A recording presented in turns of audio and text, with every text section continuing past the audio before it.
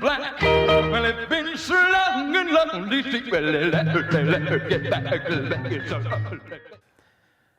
The Casuals, episode 5.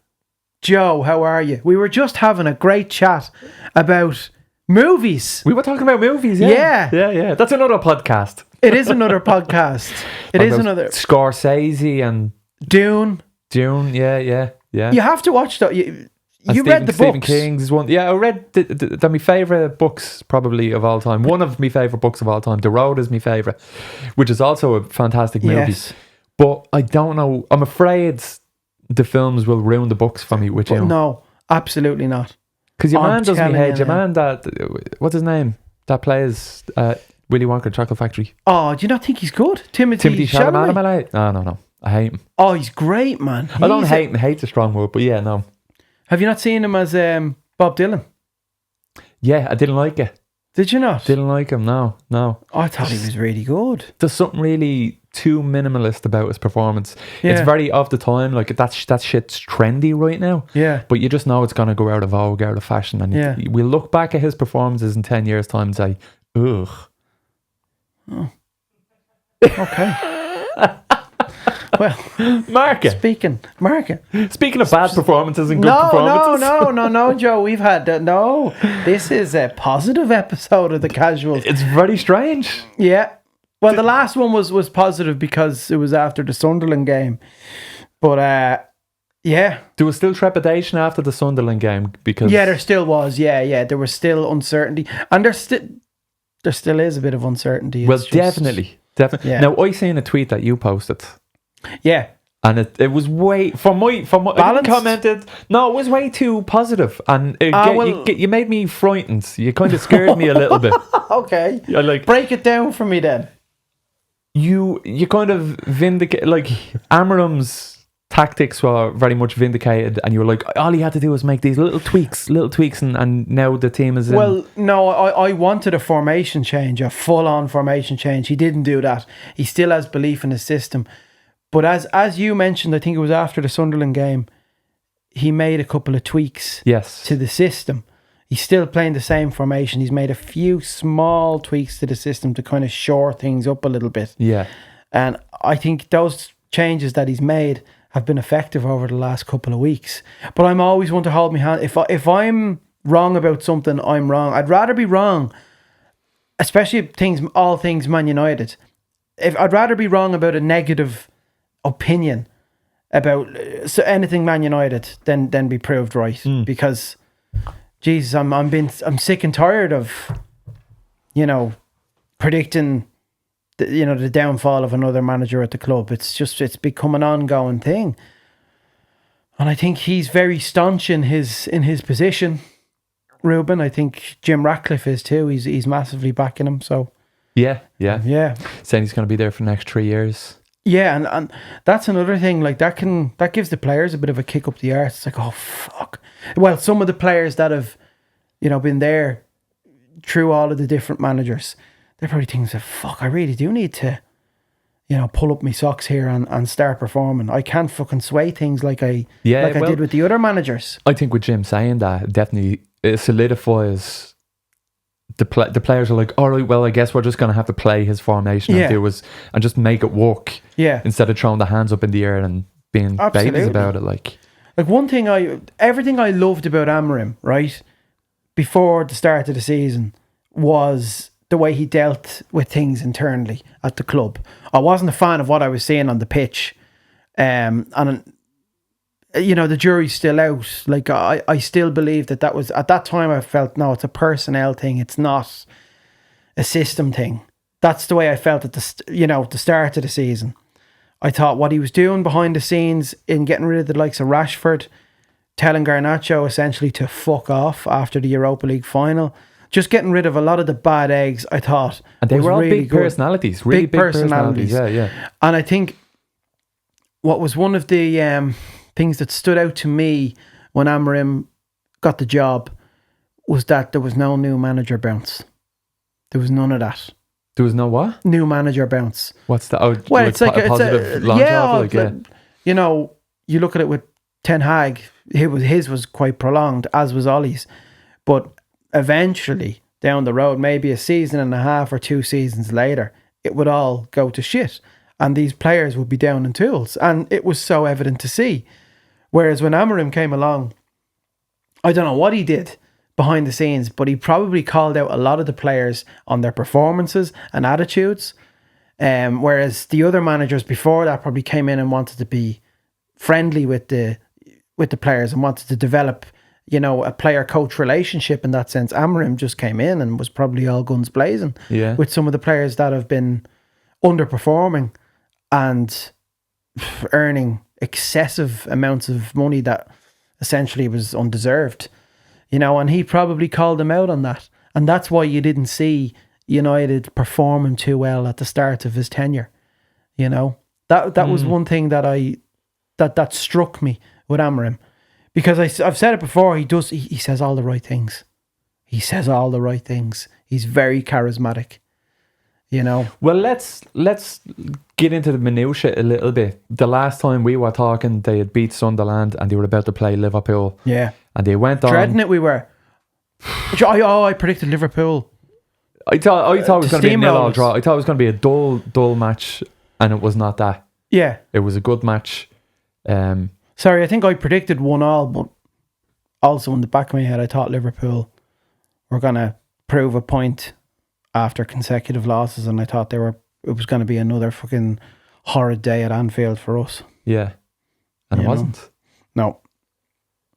I actually think the performance in January of this year was better than that performance, just slightly. I thought we went a little bit more toe to toe with them in January as opposed to that game, but we were very well set up defensively. We were a good unit, but they were all over us in the second half. I mean, would you say they were? Or would you say we were lucky? Would you say Manchester United were lucky? No, I don't think there was an element of luck there. I just think they hit the bar 3 times. Well, that doesn't. Okay, all right, fair enough. No, I just think United were rock solid defensively. The keeper has made a massive difference since his debut against Sunderland. You can actually sense the confidence in the players as well with that new keeper. Between the sticks, because he's been fantastic, and it was a phenomenal performance from him. But I thought, there were a few sequences in that game where we played really well, and we could have been 2 or 3 up, especially in the first half. But we, soaked up all of that Liverpool pressure, and then out of nowhere, Harry Maguire stepped up in the second half. What a man! And yeah, what a man. Fair play to him. The stick he got for years. Yeah. And he's proper clutch player.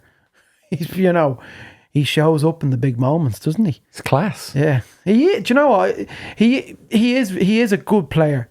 He was arguably during the COVID season when the stadiums were empty. I think it was the 2020-21 season, where we finished second behind City. He was, I think the stats show that he was the second best defender in the league behind Ruben Diaz. Like, he had a really good campaign. He was rock solid for us at the back. And I think he still shows that. His pace is obviously a big concern. But on the ball, he's a good player. Like, he's got something about him, Harry Maguire. I'd say when there's a corner, the defense, anything would be shitting with him loitering around. Yeah. And the fact that we have Mbeumo now on corners, along with Bruno, it's not just Bruno on either side. You've Mbeumo on the right taking corners and Bruno on the left. That adds a bit to it as well. We'll get into the new signings because... Unbelievable. Well, we'll get to the next game, like the Brighton game. Yeah. Did you watch it? I did watch it. Do you know what? Amazing, great, exciting. But when they're 3-0 up and then Brighton, a lot of changes were made, though, weren't they? Yeah. So is that not a fault of the manager? He shouldn't be making that much changes. Silly, man. Silly shit. You shouldn't. I thought it was quite excessive. But my God, up until 3-0, they were fantastic. Lovely to watch. Yeah. And class individual pieces of football. Yeah. From Cunha, from Bramo, from Sesko, everyone. Yeah. Everyone was just like, oh, this is Man United. Like, it felt like watching Man United again. It's that attack, that front three is some upgrade on last season, isn't it? I have like goosebumps even thinking about it. I'm like, oh, this is deadly. Oh, it's phenomenal. This is deadly. Like. It's phenomenal, but yeah. And that's exactly what Bruno Fernandes needed in front of him, so he gets to play a little bit freer then. Exactly. And yeah, he doesn't take on too much of the mantle. That's, you know, an under pressure Bruno playing in this United side, and he has been for the last couple of years. He'll still get goals and assists, but there's just an element of hesitancy about him and giving away the ball too cheaply. He's not doing that with these players around him. Yeah, you know, you could argue you could mold this team around Cunha now.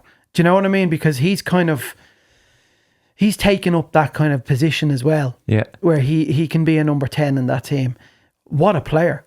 What a fucking player, man! Class. I know, but I'm up for, like, if he gets injured, like one fucking injury. Well, either him or Bilmo, like any of them. Well, the AFCON, like, that's a worry that we have now. Is that coming up now? Is it?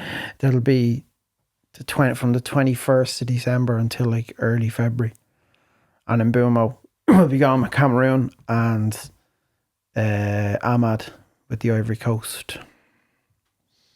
Can we not do what Bleeding Alkmaar did with Troy Parrott and just said, he's injured, can't go, lads, can't play, sorry. You could. Sorry, guys. Yeah, sorry about that. You're just sort of like, phenomenal. And Mbeumo, he's unreal. You could argue he's one of the best wingers in the league at the moment. He's unreal. Yeah, he's quality.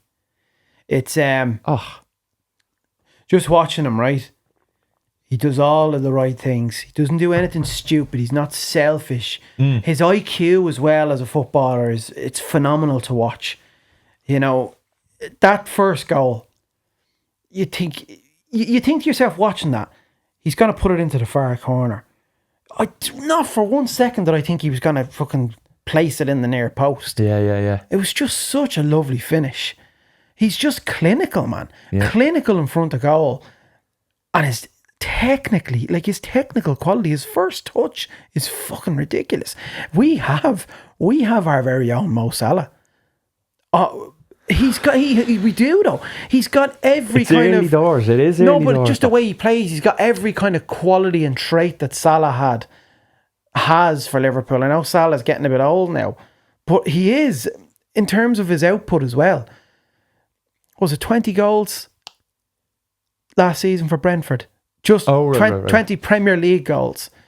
You know, so he's going to be our top scorer this season. And he just has an eye for goal. He's clinical. He gets into the right positions as well, even for the Liverpool goal. Did you see the Ligt pass up the field to Diallo, to Ahmad? No, I missed that. It was unbelievable. Am I right in saying that it was to Ahmad? Yeah. Oh my God. Was it to Mbeumo, was it? Where he took the first touch? Oh no, I think Ahmad caught it. I think I think so, yeah. I know, because it was like Ahmad was in Bilmo's position, so that's why I was kind of a little bit confused about it. But Ahmad took it down, and I was like, what the fuck is the Ligt doing, just bleeding, launching it forward like that? But then Ahmad got, I was like, he's a genius. I know, he's a fucking genius. And your mate Dallo played all right. No, he played okay. Yeah, played okay. Like, he's still a weak link. Probably, I'm telling you now, the guy is still a weak link. He may be good in the sense that he's a good fucking cheerleader. Do you know what I mean, for the team? No, but he is. He's not doing anything exotic, but he's not. I don't think he's a bad player. He's just not flashy. He's not. He's very two-dimensional, kind of. But maybe that's what you want. I don't mind him having a non-flashy element. I just think he doesn't use his brain. He gets the basics wrong from time to time. That's the issue with him. Right. You know? Yeah. I think he puts in effort, but it's just... I just don't think he's good enough. He's an unbelievably frustrating footballer to watch. Yeah, he had a good performance against Brighton, but fuck the amount of tweets I put out during the Liverpool game about him. He was shocking against Liverpool. Shocking. It was even worse than Sunderland the week before. I can't with him. Like, I can't. You sound so fucking fed up for him. I am. I'm fed up with him. He's the only. He must be doing the right things in training. There must be things that we're not seeing in on the training ground. But it's just, I can't put up with it anymore. I don't think he's too bad. I think he's get Masraoui playing on the right. Move Shaw to left wing back. Sorted. Well, your man's coming back from injury now, isn't he? Playing. Well, there's a factor. You could have Masraoui, just thinking of towards, thinking to the future when AFCON commences. You could definitely play Masraoui on the right, and either Shaw or Dallo on the left. Because Ahmad's playing in behind in Bumo, and they're developing quite a connection. Shaw played brilliantly. Yeah, when Shaw is on song, he's brilliant. Yeah. I think like in terms of like technical ability, like Luke Shaw is one of the most talented players at the club. He is like his crossing is fantastic. He's a really good player. He's always had something about him as a left back. Do you know what I mean? He's not he's not one dimensional. He connects well with the midfield. The overlapping runs, his end product. I always appreciated Luke Shaw in that sense. Yeah, just so injury prone though. That's the problem. Yeah. But did he break his legs twice? It was only one. I think it was only one occasion. But since then, it's just been. He's just had nagging injuries every season. What's going on with Ugarte? Why is he not getting this game? No, he came on because Casemiro is experienced and proven, and he's actually doing a really good job in that position. Yeah, he's actually he's doing less of the fancy stuff that he did in his first couple of seasons, and he's a bit more rigid. Casemiro, he's kind of sticking to that number 6 role and not moving around too much.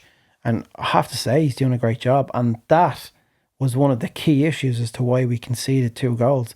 It was when Casemiro came off. And the discipline, the discipline of the team just completely dropped. And it's valuable having that kind of experience. Having a player like that in the squad with that experience who's won so much. I know they're struggling at the moment, but even last season, you look at Liverpool, like you look at the likes of Salah and Van Dijk last season.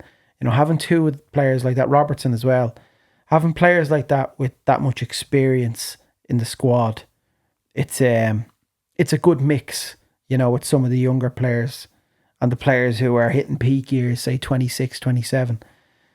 So I think it's healthy having Casemiro in the squad, and that's something I wouldn't have said about a year or 2 ago. Yeah, because I was hoping he was going to get shipped off to Saudi, but he's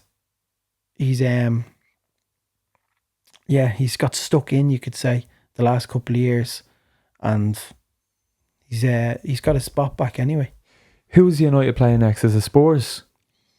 Forest away. Sean Dyche Forest. Can you believe that with Forest? Nuno, then Big Ange, and now Sean Dyche, and we're not even in November yet. 3 managers. Has it been what? The 3, fuck has it? Yeah. Their owners. You've seen the Forest owner, haven't you? Did you see the clip of him last season with Nuno on the pitch? He was there pointing at him. Oh my God. They're too odd. Oh, he's proper main character. Yeah. Vibes about him. Do you know what I mean? He's Marianakis. And just switches managers constantly. Gee, he's far too involved. Do you know what I mean? He won't take a step back. Is that like a manager a month?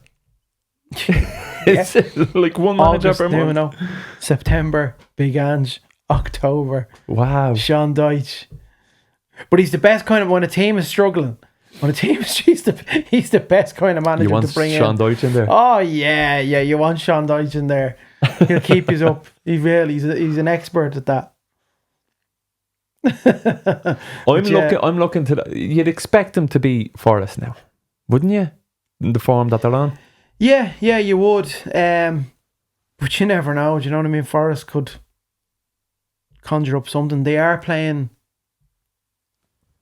Forest playing in Europe this week? They should be. Yeah. If they're playing in Europe, they should. They're the Europa League. Now they played last week. Or is there Champions League on this week? Oh, maybe there's not. Because Serie A's on. I think there is. And Copa del Rey. No, it's... Now, they could be playing in the League Cup. Or did they get knocked out, Forest? There's Luton is in the FA Cup. I'll get it up here. Forest. The matches. No, they don't have a game in between. They lost 2-0 to Bournemouth yesterday. Bournemouth are on fire. What are they? Are they second? Bournemouth are second in the league. Yeah. United were fourth for a few minutes. We were fourth for a few minutes. That was crazy to look at. Bournemouth are something else. That Semenyo for Bournemouth is some player. Left winger. Quality player. Should we talk about Liverpool losing 5 games on the trot? Well, 5 league games, is it? 5 league games, yeah. No, is it 4? I don't know how many it is. 4, because one of the games they lost was Galatasaray. They beat Frankfurt 5-1.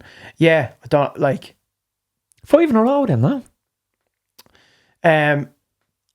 They lost to Palace, lost to Galatasaray, then they lost to Chelsea. That was 3 in a row.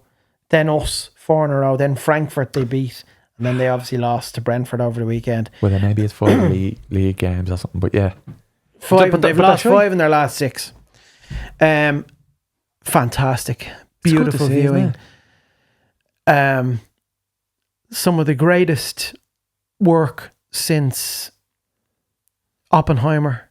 Oh yeah. Absolute implosion. Masterpiece. Best picture at the Oscars next season. I am loving every minute of it. And the fact that they spent 400 million in the transfer window to bring in Isak. And they've got Ekitike there, who's probably better than Isak at this point. Yeah. Far more effective. And he's probably on the outs now thinking, fuck them, they've brought in Isak. I'm scoring for them left, right and centre. It's beautiful to watch. How long it will last, I don't know. I hope it lasts long. I hope so. Because I can't speak too soon, but I'm loving it at the moment. Because I didn't get any of this last year. Once I got it. Once when we beat, I think we beat Southampton away and they lost at home to Palace. I had one lovely weekend where United won and Liverpool lost. I've had it 3 weekends in a row. It's unbelievable. It's nice. It's beautiful. Slot looks we lost. were just kind of singing his praise. When we started this podcast, we were like singing his praises, saying, "Oh, he just slot right in." Like, and he was. They were doing all right. I think they lost one match. Why did he slot right in? Because it was the same. It was the same environment, structure that his predecessor created. Yeah. That's why. But what the fuck did he change? I would say the likes of, I'd say John Henry, the owner of Liverpool and owner of the Boston Red Sox. I'd say he is viewing the current situation, and I'd say he's very close to getting on the phone to Jurgen Klopp. To get him back? Yeah, I wouldn't be surprised. I wouldn't be surprised. That would be the most humiliating thing for Arne Slot. Yeah, possibly. A lot of people said it like they had such a dominant period from August to January last year. Then they took their foot off the pedal a little bit from February onwards because the job was pretty much done. Some of the teams last season, well, especially us, but even Arsenal, City, Chelsea, Spurs, everyone underperformed last season. Everyone. Liverpool were just ahead of the pack. It was a really good season for them. Now you're noticing, the likes of City are performing well. Arsenal are performing well. We're surprisingly performing well at the minute. And you're looking at this Liverpool team and thinking, ooh, it's competitive now in that sense. You know what I mean? It's competitive. It wasn't like that last season. But didn't City lose? City did lose, but they're still like Haaland's back. They've They did. That's a tough game. We're going to lose that game. If you see that game in Villa Park, we'll lose that. Villa are... I thought they were heading into a bit of trouble, but Emery has pulled them, has picked them up a little bit. But yeah, it's great to see. I just think they're clueless. He's clueless. He doesn't know what to do. They're lost without... The first name they'll say is Luis Diaz, but I think they're lost without Trent Alexander-Arnold. Yeah. And how much he links up to play. That was a key loss, I think, for them. Big time. Yeah. Their midfield, I think they have a decent midfield. I don't think they have any worries there. At the back, I mean, the centre back, if you were to create a centre back in a lab, it'd be Virgil van Dijk. Well, I'll tell you something. There's been some fucking issues with that centre back the last couple of weeks. He's definitely a Frankenstein now. No, some miscalculations, you could say, with the centre back. Chelsea, they lost. Oh yeah, they lost at home to Sunderland. Garnacho scored, but then he was hooked. And then he was taken off. Yeah, he scored, but then he played shit for the rest of the game. Yeah. Sorry, I so smug. I had a friend. And Sancho as well. No. Sancho came on. Yes, Villa were winning. Sancho came on in the first half, and then he was hooked in the second half. Oh really? Yeah. Oh Jesus Christ! It was actually an unbelievable weekend. It was City lost, Liverpool lost, Real Madrid beat Barcelona, and Madrid beat Barcelona. I'd be Madrid over Barcelona. Would you? Yeah, I would. I think it's because Barcelona just broke me fucking heart in the Champions League twice. That's why. I just think it's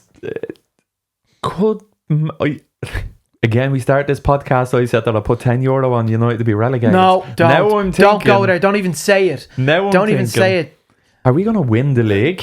Joe McGucken being fucking... I've never seen Joseph McGucken this positive in my fucking life. I'm like, I don't... No, like, Joe.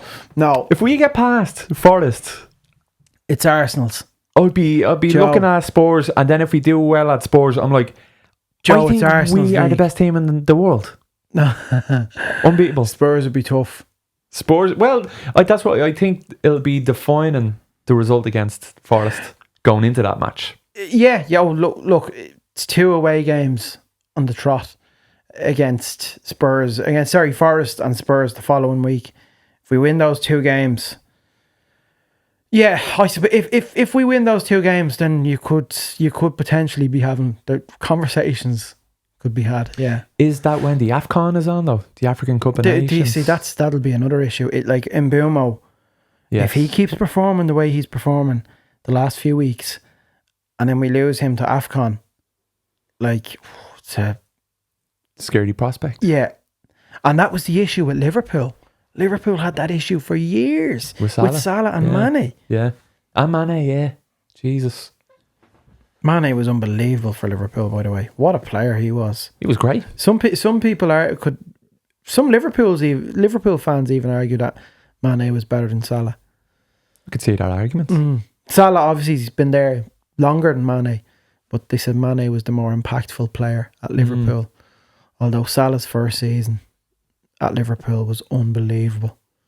I think he scored, was it 44, 45 goals in all competitions in his first year at Liverpool. Fucking hell. Oh, hell of a player. Like a bat out of hell. A nightmare for us. He has, thank God, the game at Anfield, it was the other way around.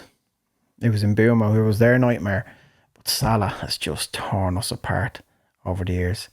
To see him slowing down now, it's like, oh, thank God. That's giving credit to Liverpool and the player himself. He just... Is he slowing down? Is his leg slowing down? Or is he just less enthusiastic about it because of the... Yeah, I think there's an element of both there. I think he does look lost. And, you have to feel sorry for some of these Liverpool players as well. And us as fans, listen, the club is all banter. But some of the players who've been there a long time, the Jota thing has probably affected them greatly. And I seen Van Dijk talking about it a few weeks ago, and I thought to myself, like, he's probably right in that sense. Do you know what I mean? He said, look, are still they're still reeling from what happened, because that's so unexpected. So you could see some of the experienced players, they're just not at the races because of that. That can have a great effect on a squad. It can have a great effect on a squad. I think it can put things into perspectives in a negative way when it comes to the big picture of football. I think a footballer, when they lose somebody, they kind of say, what the fuck are we doing here? Like, we should be with our family. We should be spending time with our family, like not fucking giving ourselves to this club. Look, as I mentioned, I will slate Diogo Dalot on what he does on the pitch, but I'm sure outside the pitch, I'm sure at Carrington, he's part of this leadership group. I'm sure he's an integral part, during training. I'm sure a lot of the squad absolutely adore him, and I think Jota had that kind of impact as well at Liverpool. Like, you can tell the squad absolutely adored him.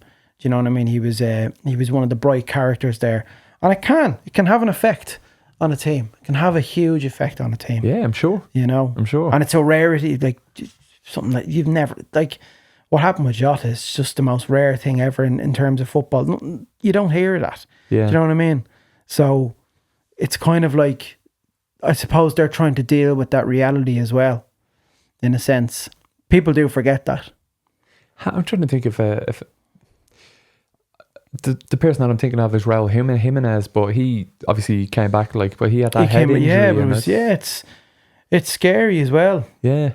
In that sense, I mean, even if someone breaks that leg on the pitch, it'll shake even fucking frightening situation was it Bolton? Remember Fabrice Muamba? Oh, Muamba, yeah. Jeez, the heart attack, man. That was so scary. Shocking. Yeah. He had to retire after that, but that was just shocking. And you can tell the impact it had on some of the Bolton players. Oh yeah, it was horrible. I'd be afraid to play football again. Well, that's the thing. Yeah, you would. The thing about that is, I have a pacemaker, right? And some of these players, and you hear about it with young lads playing GAA, soccer, any kind of sport. You take one look at them. Look at them; they're so fit. And just out of nowhere, you've heard of stories where these young lads are dropping dead. And it was an issue they had when they were born that was never detected. Yeah. Do you know what I mean? And I have this thing, and I count myself very lucky in that sense. But you hear of situations like that, and it's tragic. It really is tragic. They're just playing a football match, and I don't know. I've heard stories of it, and it's terrible. Ericsson remember, was it during the World Cup when he was playing? Yeah. Just dropped. I was watching that. He needed a pacemaker. He got a pacemaker. Did he? Yeah. And then he's back playing football. He's back playing. Oh, fair play to him. Honestly, fair play to him. Because he was, do you know what? When he joined us he was brilliant for us. Yeah. That first season for us, he was fantastic, Ericsson. Even if you get when Luke Shaw, when Luke Shaw came back from his broken leg, or Seamus Coleman when he got his legs broken, were you at that game? I wasn't at that game. I was at that game. Oh, that was shocking. Yeah, horrible it was. If I was a football player, even on the other team, I'd be afraid to tackle him when he came back. You'd be just like, "You are right? You okay?" You've seen it happen to Larsson. Remember Henrik Larsson? Yeah, what happened to him? He broke his leg. I think it was 97, 98. There was one, what was his name, the Arsenal player. It was against Birmingham in 2008. I forget the name. He was the striker for Arsenal. In 2008? Oh, it was horrible. Okay. I forget his name. I'm just thinking of Peter Cech with his head guard. He had a horrible accident, didn't he? He had it was with Stephen Hunt. Wasn't he? Yeah. I'm just getting this because this was. I know the game and everything. It's just a player.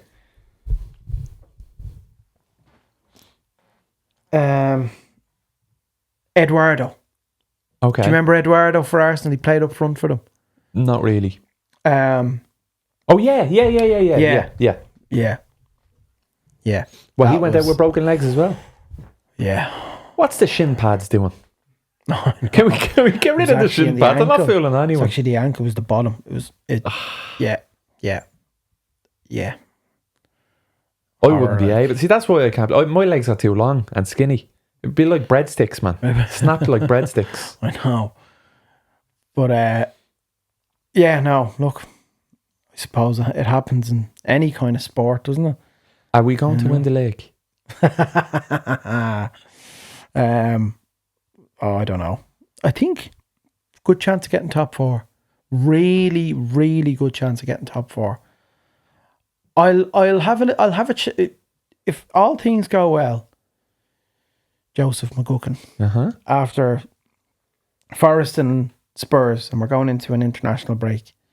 I'll have a chat with you about that, 100%, in this very room. You'll make a decision. Yeah, in this very room, while these cameras are recording, and I'll. At the moment, top 4 priority. We could be top of the table come then.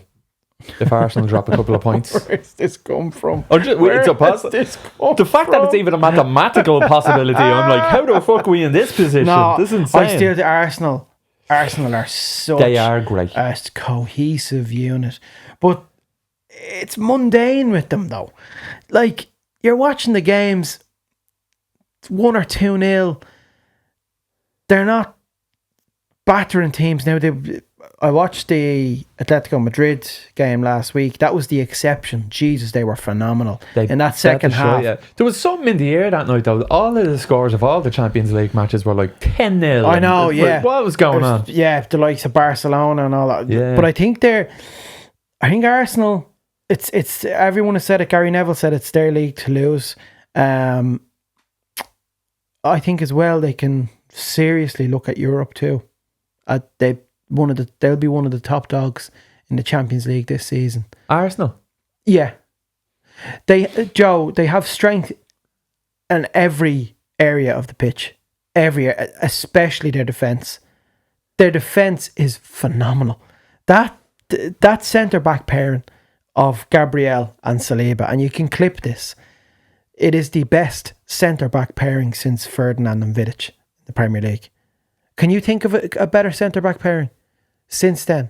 Harry Maguire and De Ligt. You think of title-winning teams, even the City, the title-winning teams, the City title-winning teams. You can't really think of an established centre-back pairing. You think of one centre-back. You think of one, for City the last couple of years, Ruben Dias has been the top centre-back. Who's been playing alongside him? Maybe John Stones, maybe your man Akanji. And then before that, it was Vincent Kompany. And then for Liverpool, you don't think of a pairing. You think of Van Dijk, don't you? You think of Van Dijk. With Arsenal, for me, these two guys are integral. They are of paramount importance to them winning the league this season, especially Gabriel.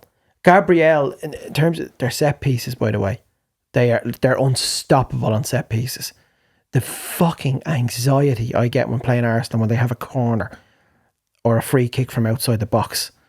Like Declan Rice. But phenomenal player. Everyone, it is a very good, a very, very good team. The Subamendi fella they've brought in as well. Yeah. I just think though the Gabriel and Saliba, they're just phenomenal. Yeah. But it's no excuses. You have said that. No excuses this season. They have to. No excuses for Arteta. They, the pressure's on. They need to just, and I have a feeling they're in.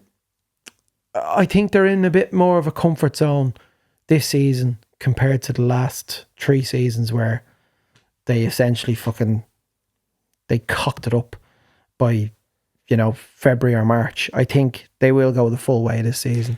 Teams they'll always have a hiccup somewhere along the way, no? They're too strong. I know Gyökeres hasn't been too good for him, but he got 2 in the Champions League. He's scoring at least. Yeah. I just think there's strength everywhere, even on their bench. They have, if Martinelli's not playing well, they can bring on Trossard. If Saka is not playing well, which is a rarity, they can bring on Eze, what a player, by the way. So you're saying the the Premier League is a coin flip between Arsenal and Man United. Is that what you're saying? Can I get that in writing, please? No, I think at the moment it's Arsenal and City. I know City lost. I think it's Arsenal and City again. But I think Arsenal are the A side and City are the B side. City are inconsistent. City have been kind of inconsistent. Draws here. Yeah, but they're... Yeah, it could be a case... Do you know what? What are we entering November now? It could be a case with Arsenal this season where everyone is off the pace. Yeah. Everyone, like Liverpool last season, everyone else is off the pace and Arsenal just steamroll it.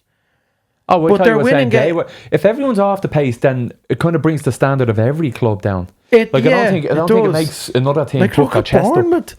Bournemouth are second. Bournemouth are like how Leicester were playing. And Palace too. Yeah, I know Palace have lost a couple, but they're still a class. They're still a class team. Spurs as well are too inconsistent, but in the games that they've won, like they've been comprehensive. You know, they've put in really good performances, but then the next game they'll lose 1-0 at home. Yeah, it's the inconsistency. But they're obviously not as bad as they were last season. I know they won the Europa League. They fucking finished 17th last season. Pretty close to us. We were 15th. Oh well, I would have taken 17th on the Europa League last season as opposed to 15th and zilch. Yeah, nothing. Yeah, that's true as well. But I do think it's Arsenal's to lose. I think my favourites for... Who's your favourites for the Champions League? Real Madrid. Do you have Madrid? For me, it's Munich. I think I always say this about Munich. I always just feel like the German league is a little bit softer than other leagues, and Harry Kane though. Is he playing great? Is he? Ballon d'Or. Really? Yeah. But it's like if he keeps it up, like the Ballon d'Or is his. I think. Even in the Champions League, is he showing before up? The international break, he had 17 goals and 3 assists in all competitions. So I'll get the stats up now. Harry Kane stats. 26, 12. Can you do a Boomo impersonation? It's hilarious. How he talks is hilarious. Brian Umbumo. Yeah, I've seen it. Brian Umbumo. He's a legend. I love him. It's blatant hilarious. 19 goals in all competitions this season. 19 goals? Yeah, and 3 assists. Yeah, but you know, we're entering November. I know, but he's phenomenal. No, that is good. And your man Olise, who they got off Palace, he's fucking class too. They got him off Palace? Yeah, Michael Olise. We were looking at him. Jesus, phenomenal player. Is there anyone that we're looking at for the January transfer window? Is it too early to know? Or will we just be like... Would you go for Baleba? I'd go for him now. The ball's in our court now. I'd say to Brighton, you fuckers were looking at 150 million. Here, take 50 million. And if you don't like it, fuck off. Do you know what? If I were United right now, if I was Ruben Amorim right now, I would wait until the summer. You could bring in a stopgap signing. You could bring in, I think that fella, I don't know him too well. Hjulmand is his name, of Sporting. Oh, right. Amorim managed him for a couple of seasons. He's a good midfielder. He's 26, 27. He's not really a stopgap signing. If I were the board and if I was Ruben Amorim right now, I would be waiting for Adam Wharton of Crystal Palace. That'll be competitive. Well, Real Madrid are looking at him as well. Yeah, he's already starting games for England. Like it's him and Rice in the middle for England. Like, is it? Yeah, that'll be competitive, and it won't just be Real Madrid either. Like there'll be other people looking for one. Well, I think Cobby needs to get more game time as well. Like there's a gem there. Is there? Yes. Yeah. Yes. There is. It's just it's a positional thing with Cobby. He's such a good player, man. Who did he come on for against? Was it Bruno? Brighton there. Was it? Yeah. Bruno? Mbumo? Not Bruno. Was it Mbumo? Bruno Mbumo. I'm not sure. I was watching it on. I was watching it on my phone. The two of them were on until the end. Bruno never comes off. The best thing Bruno Fernandes did that whole match, I thought, the dummy, was just not touching the ball. Oh, it's brilliant. The awareness, lovely. The little look he gave him Bumo as well beforehand. Beforehand. That's proper. That's football and IQ, like, to the highest degree. But then even in Bumo, knowing that he would do that and like running across, like that's class. Joe, the difference. That's chemistry. It's chemistry. That's 100 chemistry. The difference between that and the season before. Yeah. With Højlund and Garnacho, two headless chickens. Yeah. Now, fair play to Højlund, playing well for Napoli, and we could get a cool 50 million for him. Brilliant. You know, and I'll want pay for Baleba. Pay for Baleba or Adam Wharton. You need more than 50 mil for Adam Wharton. Yeah, you probably would. Yeah, I'd say Palace look for a fair chunk. Mark Gahey as well, their captain. He'll probably be leaving too. To go to Liverpool. Fucking Palace would be stripped. There'll be no one left at Palace. That's the issue as well. Mateta up front as well. I like him. I would jump on him. I think he's the best footballer in the world. He's class. He's class. He's a proper nuisance as well when it comes to like defenses just don't know what to do with him. And he's so strong. He's just awkward. He's just one of those awkward centre forwards that you just don't know how to mark. But on Šeško, Gary Neville made some very strange comments about Šeško. Did you see that? Say? No. He said he's not performing well. I didn't think he was doing anything. I think he's linking up well. Oh man, I think he's been very harsh. The first 20 minutes of that game, he didn't touch the ball once. For the first 20 minutes of the fucking game. Yeah. And then when he did touch it, it was very basic, very kind of two-dimensional. Like it wasn't really doing much. Whereas if you had your man from Palace, like a flair front, like striker, I think Šeško technically, I think on the ball he's really good. Like it's a far cry from Højlund. And the keeper as well. Like anytime you play a long ball to Šeško, like you know you're gonna get success out of that. With Højlund, it a touch off his knee. I don't know. And it'd go back to the opposition, and boom, they're fucking. Cunha and Mbeumo, I think they cover a lot for them, and kind of protect him a little bit. And he's not being exposed as much as maybe Højlund was. I don't know. Like it's still early days. Well, I'm not trying to compare him to Højlund. Højlund did not have to be fair to Højlund, and I suppose it became indefensible at a certain point. But he didn't have that kind of. He didn't get supplied too much. He didn't have any of that in abundance with the likes of Rashford even and Garnacho.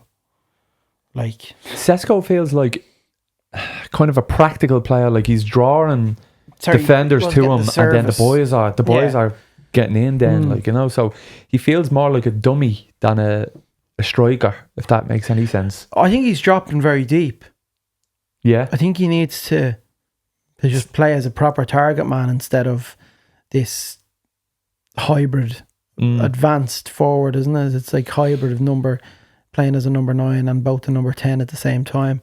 But I think his overall his game is a lot better than Højlund.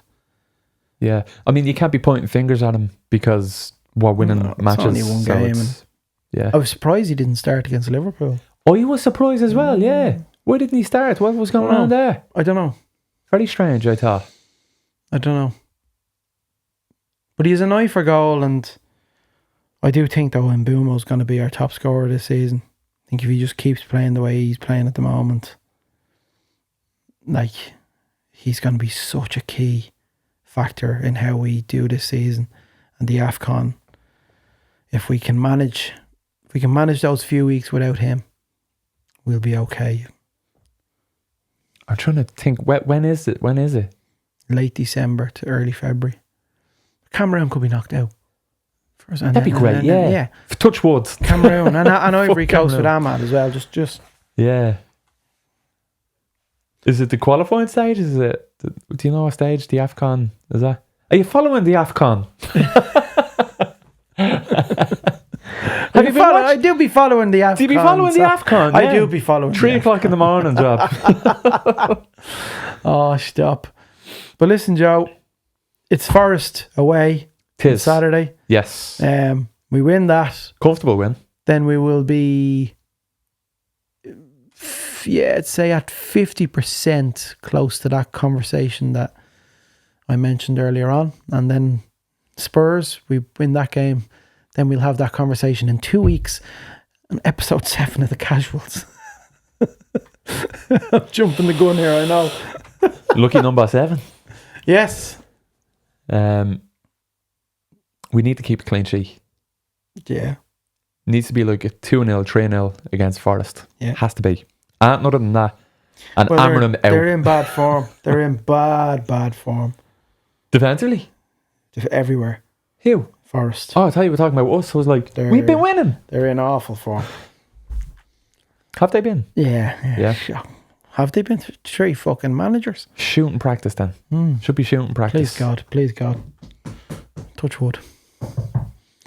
Well, folks, that has been The Casuals, episode 5. Yes. We're working on getting a couple of guests in as well. Yes. Yeah. Over the next few weeks. Some exciting guests. We got to get Jack back on as well. Yeah. Get Jack back on in a few weeks, maybe close to Christmas. That's been great. 5 episodes in. Let's keep it going. With this gent here. And you were telling me all about the game. It was great. It was amazing. You were telling me all about it. It was amazing. Oh, we got to watch a match. Go on, Joe. Good. It's good. Go on. It's fun. Fun times. Right, folks. We'll see you next week. Come on, United. Yup. You know you're there. Black. Well, it's been so long and lonely. Well, let her get back.